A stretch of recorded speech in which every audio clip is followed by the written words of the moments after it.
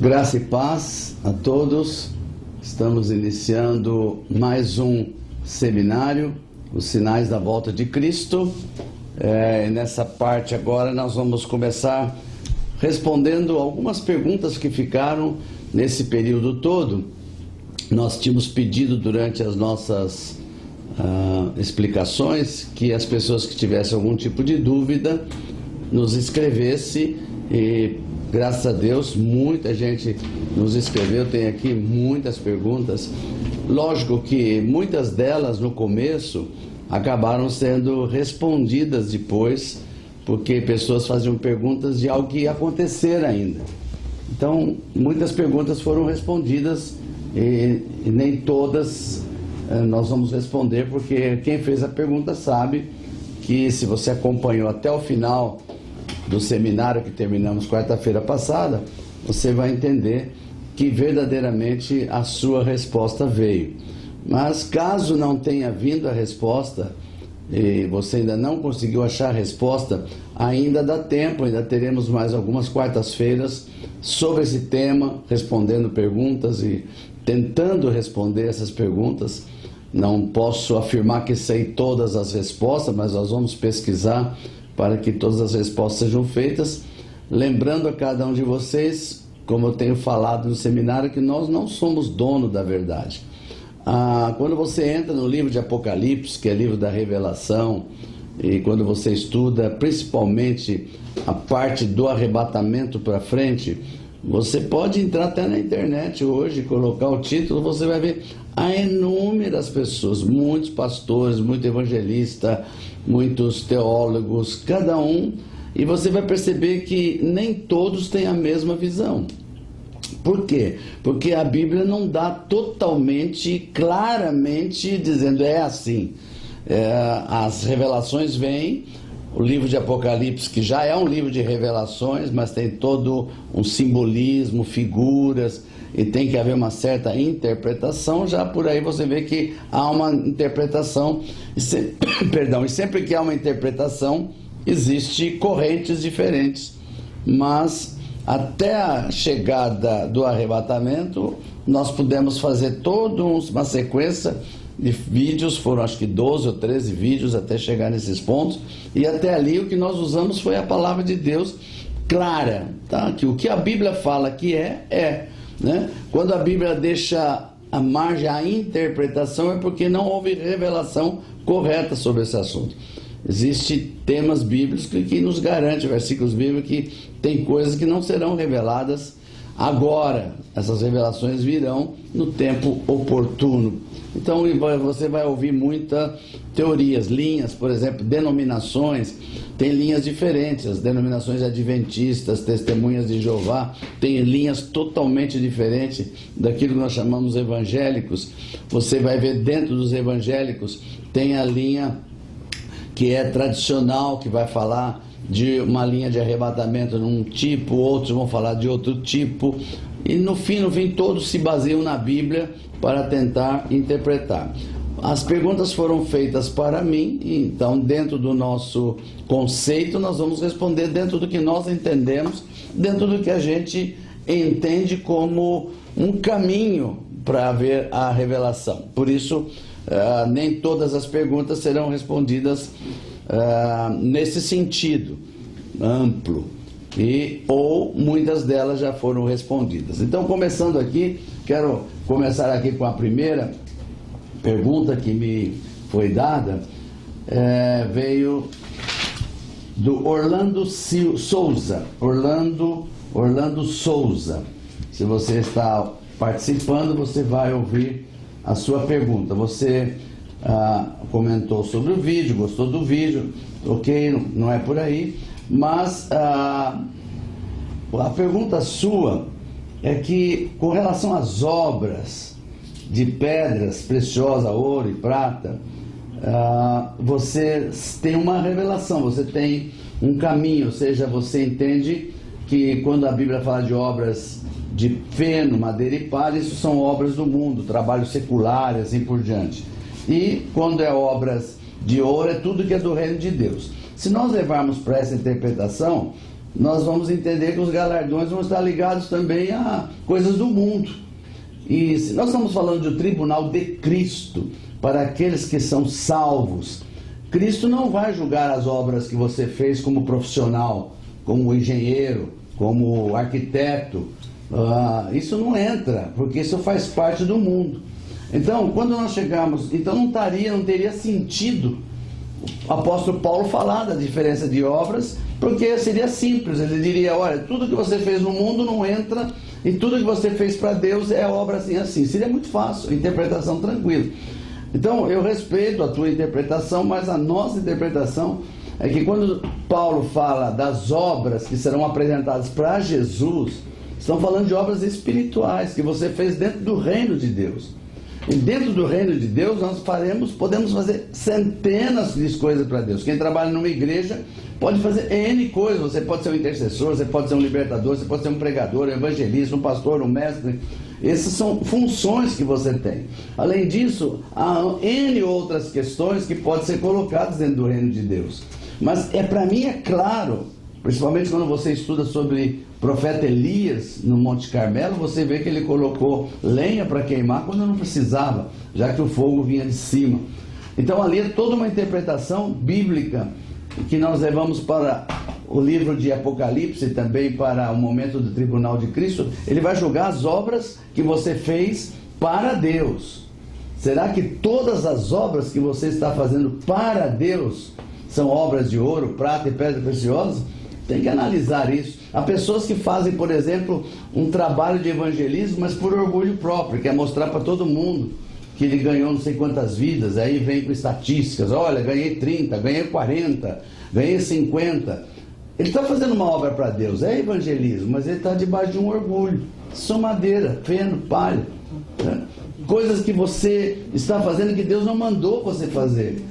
Era uma tarefa que Deus queria que outro fizesse. E você passa por cima, como no mundo passam, tirando o tapete do outro e você realizando. E isso não é obra de ouro, mesmo sendo para Deus. Então essa é a nossa corrente, nós vamos permanecer desta maneira, respeitando a corrente dos outros. Glória a Deus por isso. Aqui fala uma outra questão também, uma outra pergunta muito interessante do Ed Roger Marcos. Ele escreve sobre a questão das 10 virgens que nós lemos, a parábola que Jesus contou das 10 virgens, e nessa parábola existem as 5 nécias e as 5 que são prudentes. E pela Bíblia, pelo que Jesus falou, é o Jesus que falou, as 5 prudentes, elas entram nas bodas, a porta se fecha e as 5 que são nécias ficam fora. Elas não entraram, elas realmente ficaram fora. Isso que está na Bíblia claramente. E aí a pergunta é: essas que ficaram fora das bodas do Cordeiro, elas perdem a salvação? Jesus não está falando aqui de salvação, ele está falando em que momento essas virgens terão oportunidade de ir para o paraíso. Algumas irão no arrebatamento da igreja, porque elas se prepararam para isso, elas se santificaram, são pessoas que verdadeiramente estão levando a sério o Evangelho e que estão preparadas para que quando Jesus venha, os pegue prudentemente. Então esses vão imediatamente para o arrebatamento. Mas aqueles crentes que conhecem a palavra, tem lâmpada, tem lamparina, até tiveram azeite, mas deixaram o azeite acabar, porque se preocuparam mais com as coisas do mundo. Quando o arrebatamento vier, elas estão mais presas ao mundo do que à palavra de Deus. O que vai acontecer? Elas vão passar na grande tribulação, vão passar pelos momentos terríveis de perseguição do anticristo, e aí a decisão vai ser lá, se aceitam a marca da besta ou não. Então, com certeza, se elas foram crentes e apenas perderam a oportunidade do arrebatamento por não se santificar, com certeza está dentro da palavra profética de Apocalipse, quando o próprio João viu um grupo de pessoas chegando no céu com as manchas nas suas vestes vermelhas de sangue, e perguntou: quem são esses? E aí a resposta: esses que vêm da grande tribulação. São aqueles crentes que tiveram que pagar o preço de passar pela grande tribulação de não aceitar a marca da besta, serem sacrificados, serem mortos, perseguidos, esses vão subir depois. Mas aquelas virgens 5 prudentes vão subir antes, não vão passar pela grande tribulação, porque se prepararam para isso. Essa é a diferença entre uma. Aqui não está falando de perder a salvação, mas de que momento irão para o paraíso. Uma outra questão que está mais ou menos ligado a isso, veio do Andrei de Oliveira, uma dúvida que ficou no coração dele, uma dúvida santa, lógica, uma dúvida que ele tem, e ele fala: se um homem recebe o chamado de Deus para ser pregador e ganhador de alma, caso ele servir a Deus se santificando e andar corretamente nos caminhos de Deus até o fim, mas for meio covarde e inseguro, não pregando a palavra para ganhar almas, esse servo perderia a salvação e seria condenado? Veja que tremendo, né? As pessoas não perdem a salvação por deixar de evangelizar, não perdem a salvação porque tinham que fazer a obra e por medo acabaram não fazendo. Quando a gente fala em perder a salvação, nós estamos falando de pessoas que se apostataram da fé, pessoas que, conforme a Bíblia diz, que deixaram o caminho, conheceram Jesus, conheceram o poder de Deus, conheceram. Se você pega o livro de Hebreus capítulo 6, diz lá que estas pessoas que conheceram o poder de Deus, mas caíram e não se arrependeram e não querem voltar, é impossível que eles sejam salvos. Está escrito lá, mas eles já tinham aceitado Jesus antes. Então nós não conseguimos entender essa doutrina de que salvo uma vez salvo, sempre salvo. É impossível aceitar essa doutrina, porque isso leva as pessoas a não ter problema nenhum mais de pecado. Já que eu estou salvo, posso pecar, né? Então não tem como argumento para colocar. Mas não é porque você deixou por medo de fazer a obra, de ganhar almas, talvez você ficou com receio de fazer alguma coisa, que você vai perder a salvação. Não é assim. Perda de salvação tem que ser uma apostasia, você apostatar da fé, deixar de lado tudo que você creu e para dizer que não quer mais. Há muita gente assim hoje em dia, até pastores. Recentemente um pastor de muito renome aqui em São Paulo, que tinha diversas igrejas, ele era muito influente, de repente ele solta uma carta dizendo: não vou mais ser crente, não concordo mais com a Bíblia, não creio mais nisso. E aí você vai dizer o quê? Ele vai ser salvo? Se ele mesmo está dizendo que não quer mais, que ele perdeu o direito, ele não quer saber da Bíblia, esse sim perde a salvação, com certeza, porque é uma decisão que ele está tomando. Vamos continuar aqui. A Valéria Severo, ela fez uma pergunta assim, bastante difícil de ser respondida, porque a resposta envolve a palavra nua e crua, como se fala, e os sentimentos que nós temos de alma, e também entendendo a misericórdia de Deus, que a gente jamais vai entender, né? Só quando a gente chegar no céu, verdadeiramente, é que nós vamos entender algumas coisas, né? Nós vamos entender a misericórdia de Deus, vamos ficar surpresos, porque o nosso julgamento é segundo a nossa cultura humana, é segundo o que nós pensamos aqui, as nossas ações, se ficamos alegres ou tristes dentro do padrão do mundo. Então possivelmente a gente vai ter surpresas, né?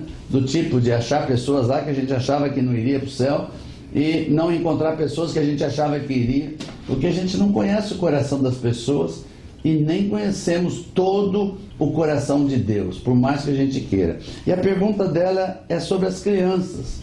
Elas serão arrebatadas também? Todas as crianças? A pergunta é. Então veja, eu tenho princípios que eu não posso sair fora do princípio. O primeiro princípio, Jesus já estabeleceu. Quando os discípulos começaram a discutir quem era o maior no reino de Deus, Jesus pegou uma criança e diz: quem não se tornar como uma criança não entra no reino. Logo em seguida ele diz: dos tais é o reino dos céus.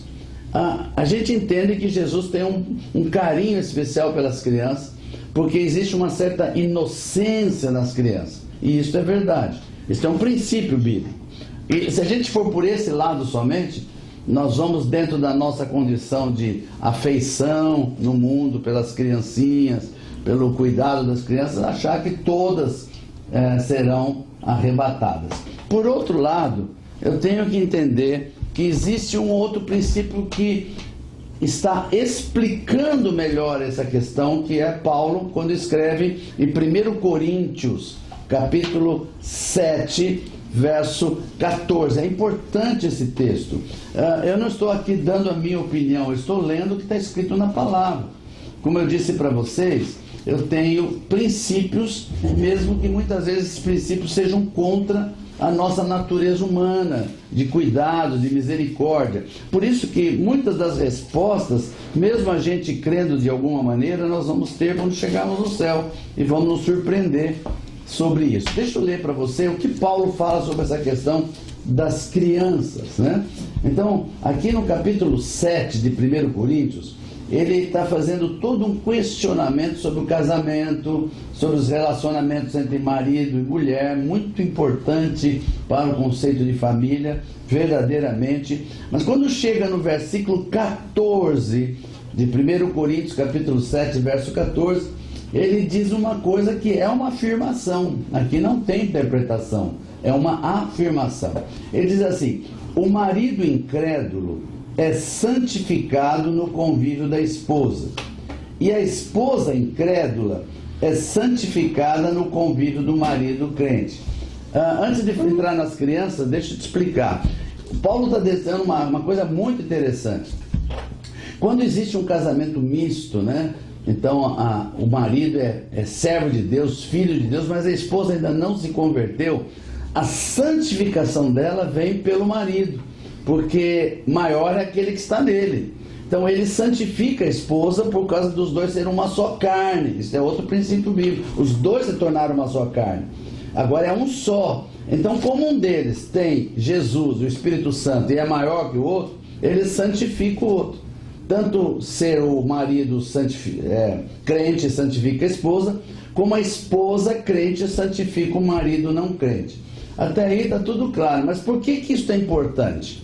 Por causa das crianças. Porque quando termina o versículo 14, ele diz assim: de outra maneira, ou seja, se não fosse assim, os vossos filhos seriam impuros, porém agora são santos. Então presta atenção, muita atenção. Que momento os filhos seriam considerados impuros? Quando nem marido nem mulher tem Jesus como Senhor da sua vida. Presta atenção, Paulo está dizendo isso. Se o pai e a mãe não são crentes, nenhum dos dois tem Jesus, são ímpios, os filhos são considerados impuros, não importa a idade. Aqui diz filho, não importa a idade, desde nenê até maior, filho impuro. Então, se o filho é considerado impuro, porque o pai e a mãe também são impuros, não vão subir. Por que não vão subir? Porque no céu não entra nada impuro. Ainda eu tenho que pegar princípios, eu vou trabalhando com princípios. Então o primeiro princípio eu tenho que entender pela Bíblia o que é um filho puro. Quando os dois pais, quando o pai e a mãe são crentes, ou quando um deles já é crente. Mesmo que o outro não seja, porque pela palavra de Deus, um santifica o outro. Mas se os dois, tanto o pai como a mãe, não têm Jesus, são impuros. E os filhos são impuros. Aí eu vou para o outro princípio do Apocalipse, ele diz que nada no céu entra impuro, nem entra imundo. Então eu não consigo entender dentro desse princípio. Se você vai pensar, que coisa cruel. Não, não é cruel, é um princípio de pureza do céu. É um princípio da responsabilidade dos pais. Ao gerar filhos, eles têm que entender que eles não estão gerando filhos para Deus ter misericórdia deles. Eles estão gerando filhos para trazer um princípio. Por isso que a Bíblia, quando fala de pais e filhos, fala responsabilidade dos pais sobre os filhos. Os pais serão cobrados pelos filhos lá no céu. Isso é muito sério. Então essa é a nossa linha de raciocínio. Tomara que a misericórdia de Deus seja maior do que o princípio. E vamos ter surpresas lá no céu. Uma outra pergunta aqui, que é da Teacher Dry Frias, ou Dri Frias, né? Ela faz uma pergunta interessante: a marca da besta virá somente após o arrebatamento? Porque o Bill Gates está bancando a vacina contra o Covid, à base de RNA, que vai alterar o DNA dos humanos. Já estão fazendo os testes no laboratório com humanos. Não sei se estão fazendo com humanos. Poderia ser essa a marca da besta? Essa questão da marca da besta é uma coisa muito interessante, né? Há N explicações. A evolução da tecnologia é algo muito forte, é tão rápida, que passa por cima de conceitos. Eu lembro que quando começou, muitos anos atrás, falar em marca da besta, e que não se falava muito no passado, não se pensava nisso, começaram a pensar, por exemplo, no código de barras que sai nos produtos. Quando o código de barra saiu no produto, código de barra, você pega o produto, tem aqueles códigos de barra que dão toda a característica e o que está dentro do produto. E quando saiu isso, eu nunca vou esquecer, muita gente na internet dizendo, olha aí, o marca da besta, é o código de barra, as pessoas vão ser marcadas com o código de barra. Então, saiu uma polêmica, passou-se o código de barras, descobriu-se que isso é só uma questão de produto, aí veio a questão do microchips, né? Não estou falando dos chips do cartão de crédito, cartão de débito, os microchips que estão pondo em identidade, porque aquilo ali é externo, é um microchip externo, que não seria a marca da besta, porque não bate com a palavra de Deus. Porque a palavra de Deus, quando fala da marca da besta, fala, será colocado um sinal na mão direita, no dorso da mão direita e na testa. Então, a marca da besta, em primeiro lugar, tem que estar ou aqui ou aqui. Então, o chip de um cartão de crédito não tem nada a ver.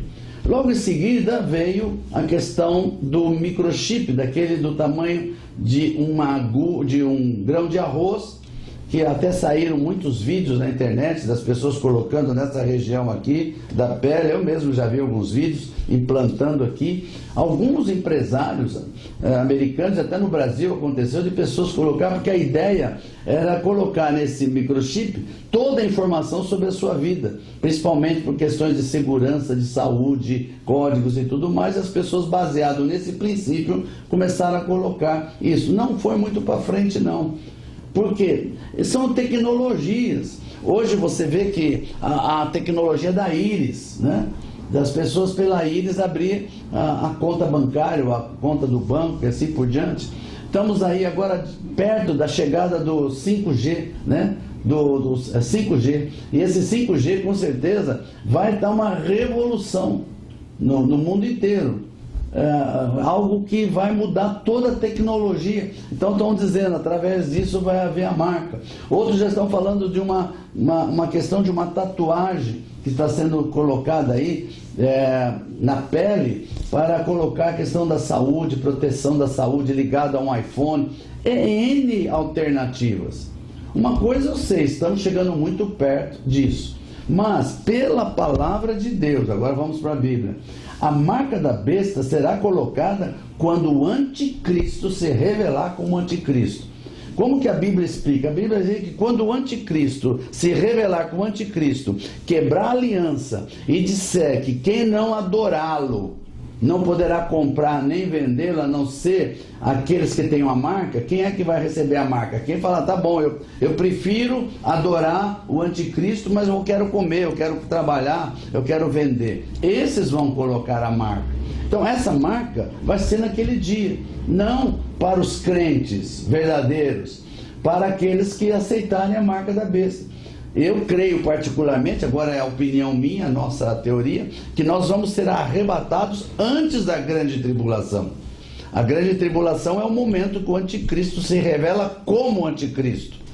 Quem assistiu todas as minhas palestras sabe que existe um momento em que esta pessoa vai ser denominada um governador mundial. Alguém que vai ser uma pessoa que vai governar o mundo com outros governantes, para trazer paz e trazer tantas coisas para o mundo, e ele vai se achar o máximo, e quando passar 3 anos e meio, ele vai quebrar essa aliança com todo mundo, e vai colocá-lo-se como Deus, vai assentar no Santo dos Santos, do terceiro templo, que vai ser construído ainda, e vai se dizer que é Deus. Aí sim, tem um falso profeta que vai dizer, vamos adorá-lo, e quem não adorá-lo vai colocar a marca da besta. Como ela vai ser?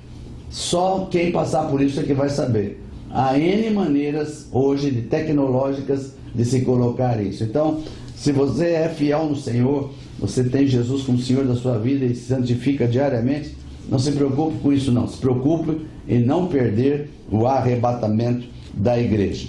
Deixa eu responder mais uma aqui, porque cada resposta é quase um seminário, porque são muito longas, a gente vai devagar para não ficar muito cansativo.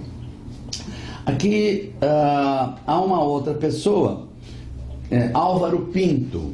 Ele escreveu que ele ouviu muitos vídeos, são muito bons, e ele acha que sugerimos que a grande tribulação é um tipo de purgatório, e que estão nas bodas de Apocalipse 19:8 não são os mesmos que estão no 7:14. A tribulação os fez alvejar as vestes.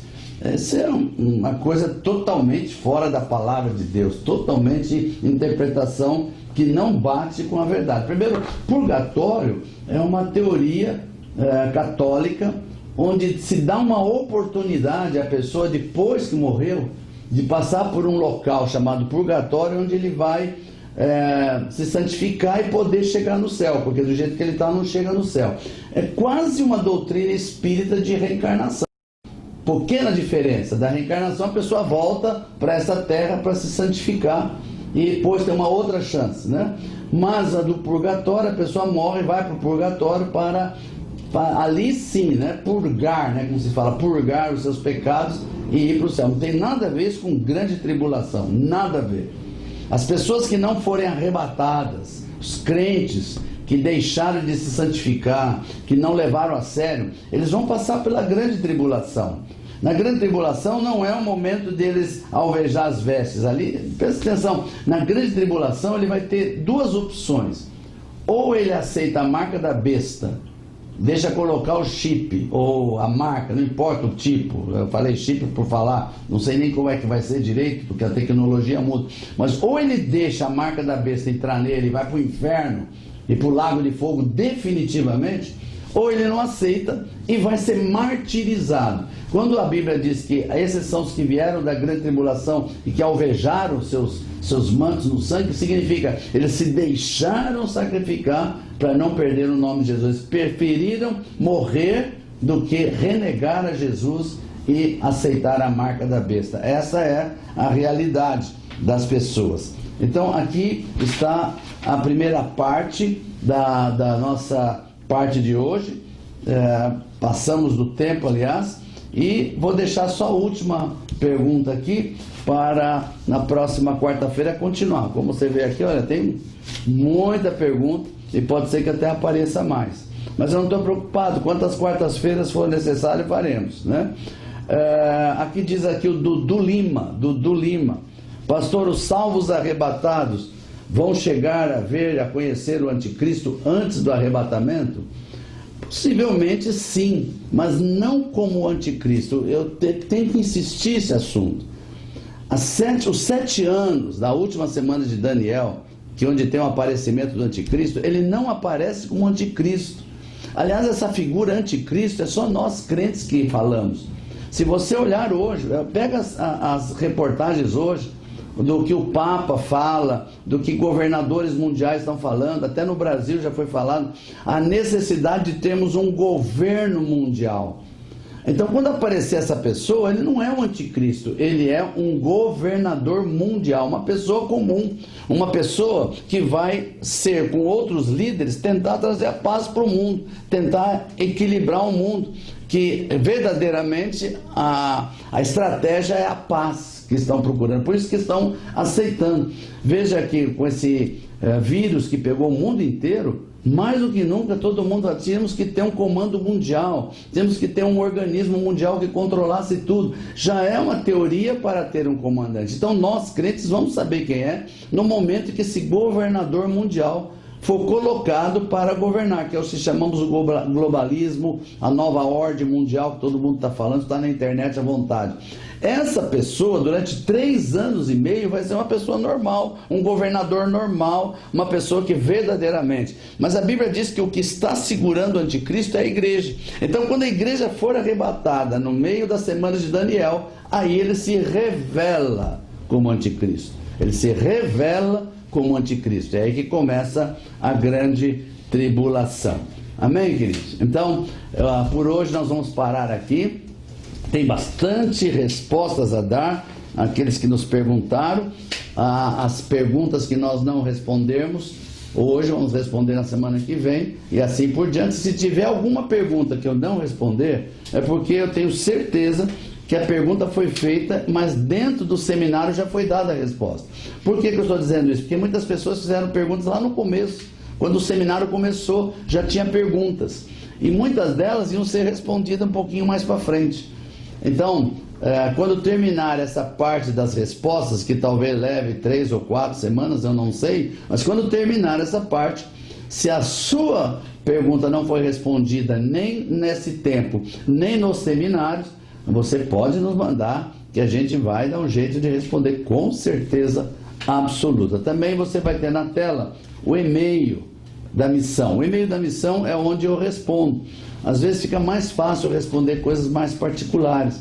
Não há problema nenhum, você pode mandar a sua pergunta também através do e-mail. Nós vamos responder para você com certeza absoluta. Eu quero te abençoar, quero declarar que você que começou hoje, apareceu hoje, assista os vídeos desde o início, eles são numerados. Você vai no canal da missão, pega a parte vídeos e vê lá tudo que é sinais da volta de Cristo. Ele é numerado do número 1 até o número de hoje. E você pode fazer toda a sequência e assim mesmo, se tiver dúvidas, pode nos perguntar. Quero te abençoar, declarar o melhor de Deus para você e se prepare, não para o anticristo, se prepare para o arrebatamento da igreja. Fique com Deus em nome de Jesus.